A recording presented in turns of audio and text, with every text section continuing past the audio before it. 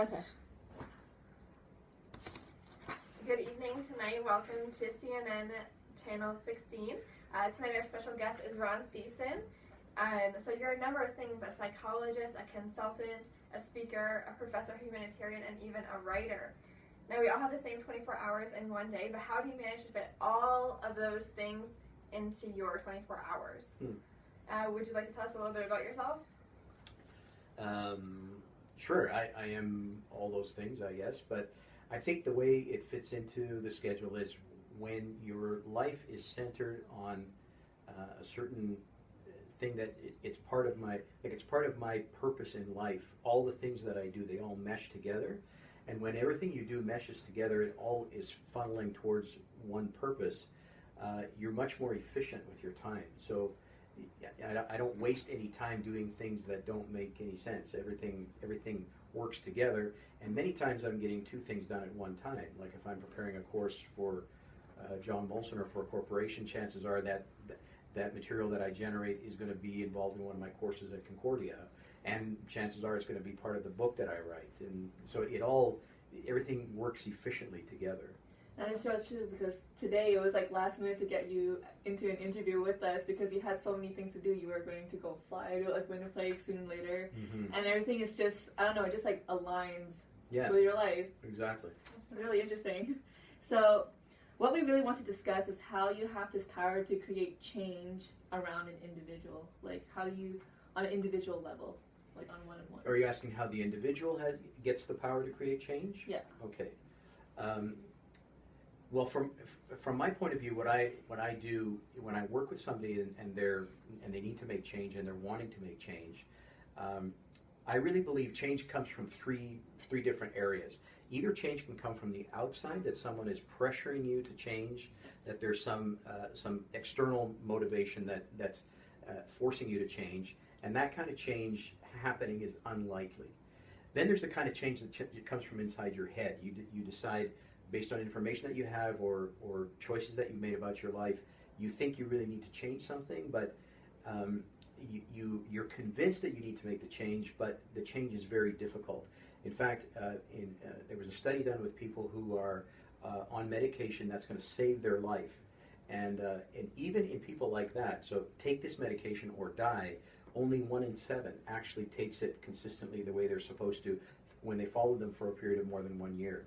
So this kind of understanding of the change I need to make doesn't really do it. But when the change comes from here, it's intrinsic, it's from the core of who you are.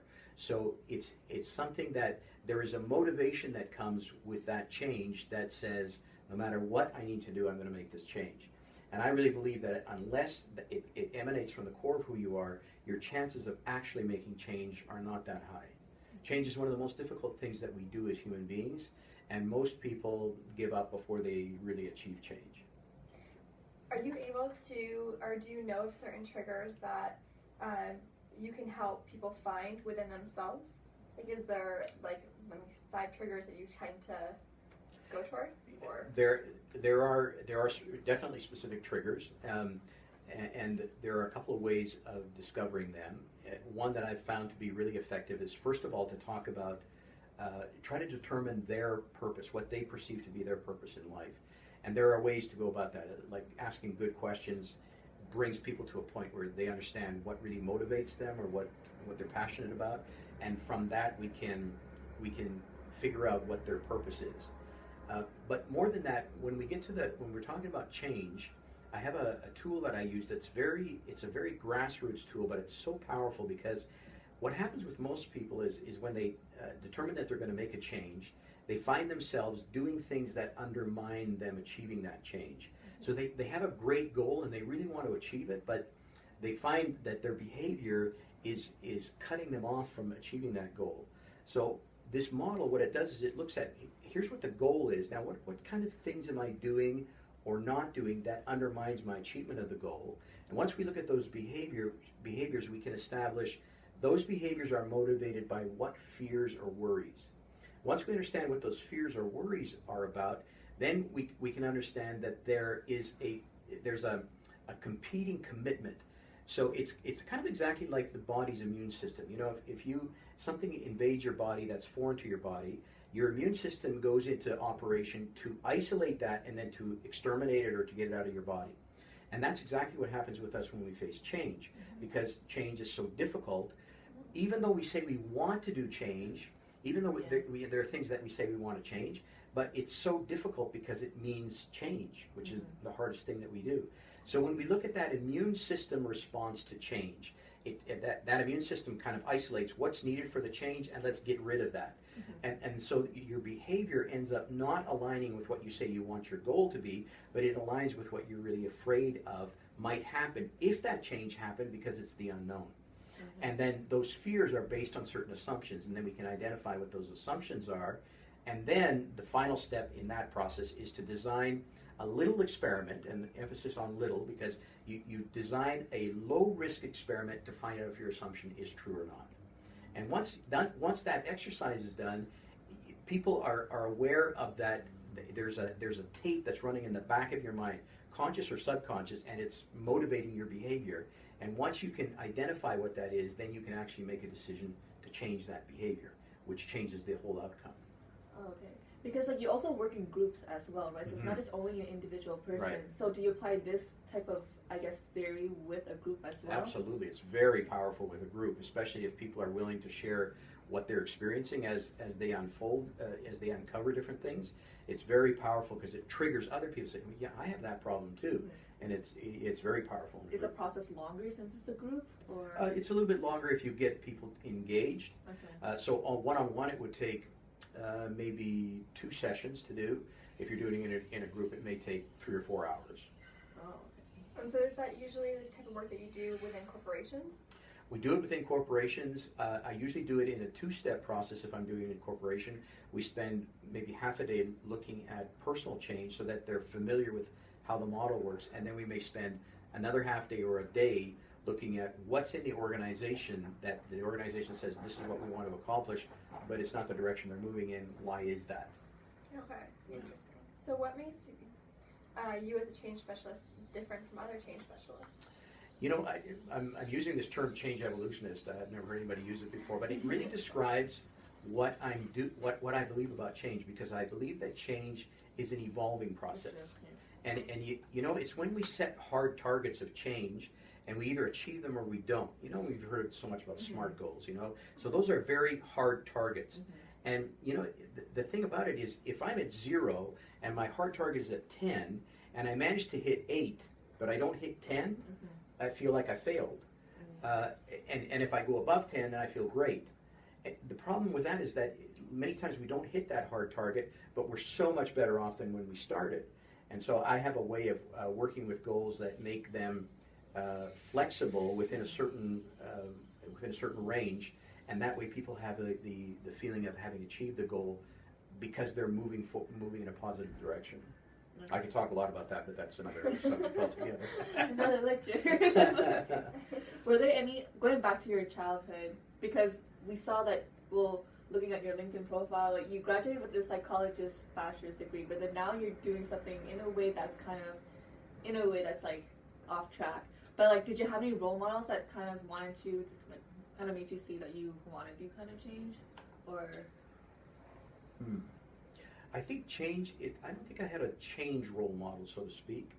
I think I just discovered in my studies in psychology and in applied human sciences, I really discovered that the thing that holds people back from achieving what they want to achieve in their life is this, because we have such an aversion to change, and so that's really what pushed me in that direction. Because unless there's change, and like I said, unless it's intrinsic, so there needs to be change and it needs to be intrinsic, which is all about psychology and behavior and where does that decision flow from. So if it flows from the inside out, then change is possible, and that's really what people are looking for. Anytime they come and see me, somebody comes into my office in my private practice, if we're talking about one-on-one, they come in to see me because they want something to change.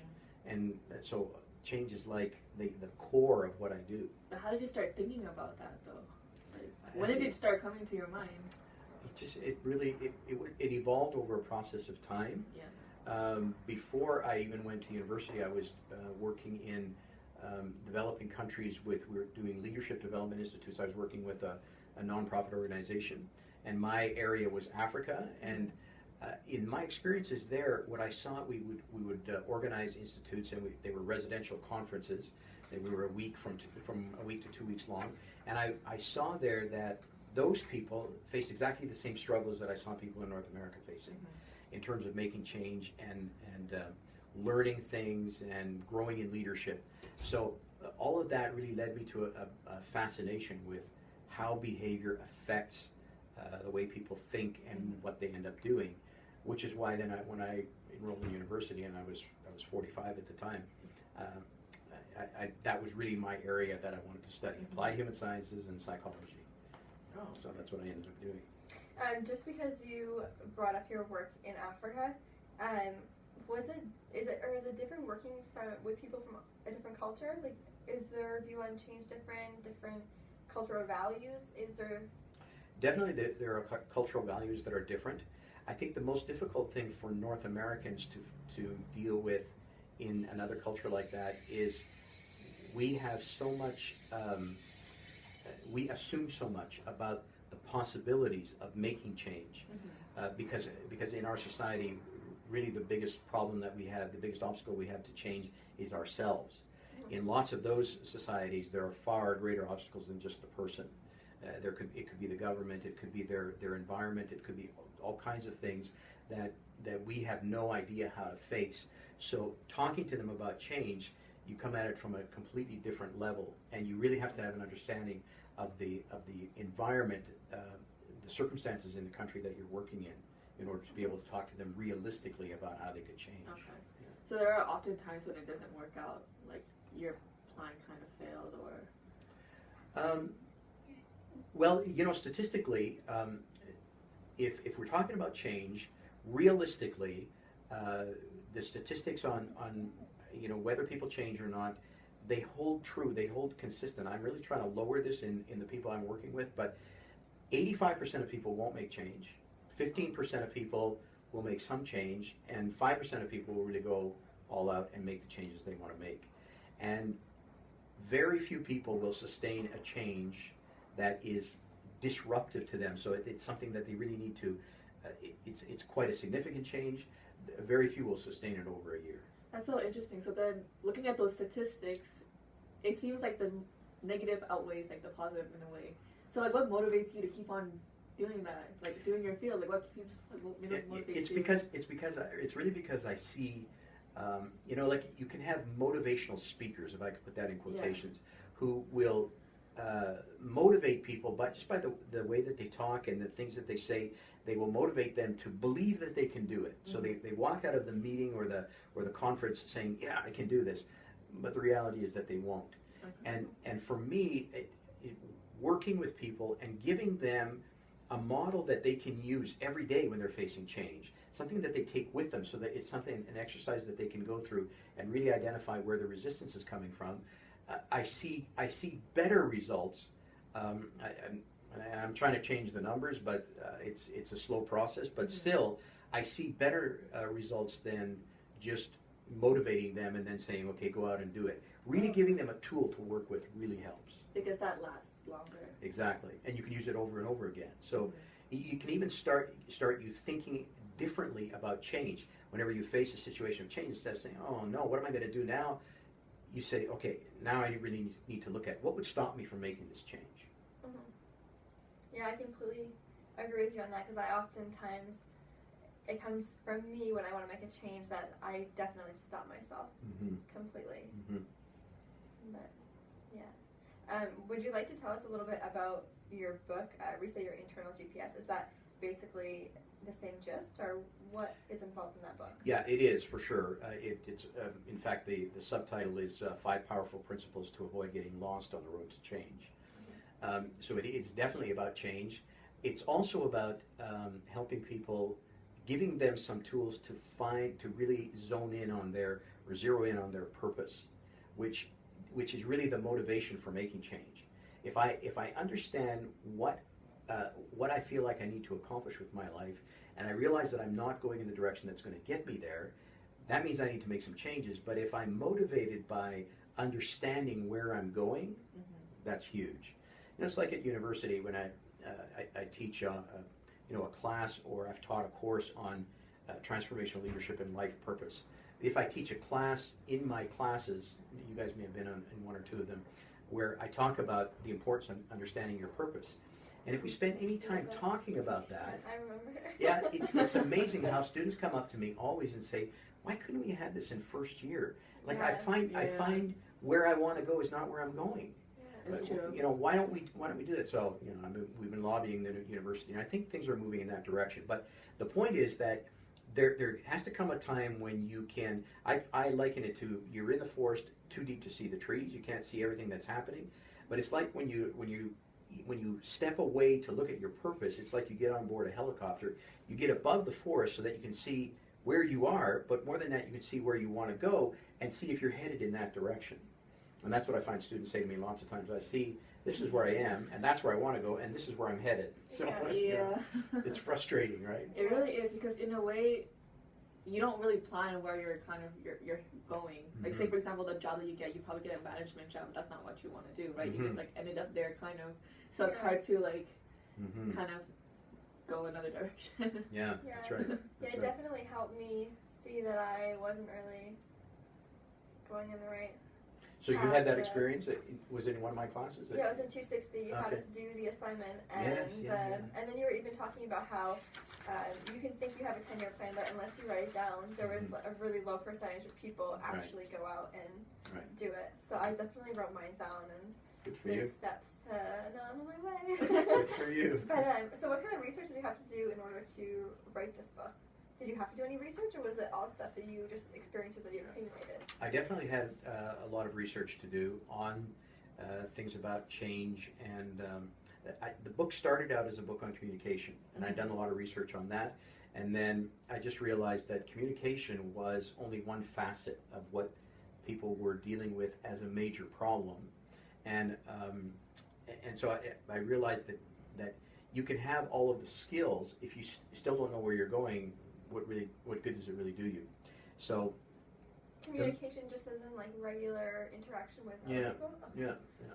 Because that's my passion. That's what I've studied that for years, and I really enjoy talking about aspects of communication. But this whole thing of change and finding purpose was just much vaster than that.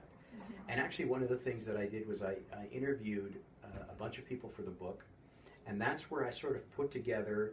I found kind of the common threads that people that had experienced, either had a sort of an epiphany kind of experience of understanding what their purpose was, or just kind of walking into their purpose, like realizing as they got a little bit older, you know, this is what I really want to do, and have been very successful at what they've done, and that gave me a lot of background information for the book. And then I read constantly. I mean, I read 5 books a week, or all different kinds of subjects. So I have a lot of information that I've gleaned and sorted and put in different files. You know. Would you be willing to share some of the people that you interviewed? Or oh, sure. They're all in my book. I interviewed. Actually, it's funny because my editor, after the book was pretty much done, she pointed out to me. She said, "Do you realize that the people that you interviewed are mainly people who have been successful in their careers?" So it sounds like, when you talk about those people that you've interviewed, it sounds like success means being successful in your career, which, you know me, that's not what I think at all, right? Success is in the person that you are. But there's a little bit of explanation in my prologue to the book, how that came to be, but I wasn't in a place where felt like I could change the whole focus. So I did end up interviewing people from our own society, which Jared Diamond calls weird, Western, educated, industrial, rich, and democratic. And it's true. We are a society of privilege. There's no question about that. But still, that's probably mainly the people who are going to be reading this particular book. And so I interviewed Cora, who's the founder of Chez Cora Restaurants. Oh, okay. And The breakfast restaurant? Yeah. Yeah. Oh. And what a bubbly, wow, she's just she's something else. Oh, yeah. And her son, who is the president and general manager now, she's basically turned all of the operations over to Okay. him. I interviewed Ray Bisson, who's the proprietor of Bisson Expert, which is the kind of like the premier foundation contracting company in Quebec. They do most of the foundation stuff and for commercial. I interviewed Susan Thompson, who's the former mayor of Winnipeg, and she's the only female mayor ever in the city's history, still today, 186 years or however long they've been around. That's crazy. Yeah, and a number of other people who have really excelled in their field of expertise. Awesome. Are we doing on time? Yeah. I just wanted to check that just in case. It's 20 something. Okay. Got that part out. Okay. Yeah. So this book, does it or do you include it in some of the seminars that you give at John Molson, or are the seminars completely different? You don't even touch upon your book. In the seminars I'm giving at John Molson, I'm mainly using the tool that I talked about before for both individual and corporate change. So I don't use that tool in the book. So the book is kind of like, it's a bit of a backup for the things that I'm talking about. But even in settings like that, I don't usually, it's not usually for sale. I give it away as prizes, for different things, but not really for sale. Oh. One last question that I want to ask, do you offer coaching services to students, or is it just mainly to adults? Sure, I offer coaching at all levels. Yeah? Yeah. And what are some of the problems, or what are some of the instances where adults would need coaching as well as students? Well, for instance, with executive coaching, I have a lot of clients who are in the 50 to early 60s range, who have kind of gotten to the top of their field. So maybe they've achieved all of their objectives in terms of position, they've achieved their financial objectives, and they come to this place where they say, okay, now I have everything I wanted, but I'm still empty. Well, what's the problem? So that's a huge area of coaching for me, because it really has to do then with your purpose, your reason for being, and that's what you like doing. I love doing that. Yeah. And I do that a lot with employees. There's lots and lots of burnout today in corporate work, because people, they're cutting back and then they're expecting the same amount of work from less people. So the burnout and the stress is incredible. And lots of times when people are really stressed, it has to do with them being completely out of sync with what they value inside, but it's a job. And that's the thing I find the saddest about university students who, they say, okay, so just like what you were mentioning, I'm ending up in a job in management, but it's really not what I'm passionate about. And when that happens, every day that you go to work, it's like a drain instead of a rejuvenation, Yeah. And also, Tell us about it. So what are some of the difficulties that you face personally being a coach, like difficulties inside yourself? The most important thing, I think, which they never teach you about in any of your preparatory work for social work or nursing or a doctor or a psychologist, they never teach you about self-care. They tell you it's really important, but they don't teach you how to do it, and they don't really talk about it. They just say if you don't do it, you burn out. So I think self-care is the most the thing that I work the hardest on identifying what I need to do to take care of myself and to make sure that I'm current with everything that I need to know. And that's sometimes a balancing act, but what I found is that today I'm getting far more done in less time with less effort than I did 20 years ago. And why do you feel that is? Just because I'm focused. I know exactly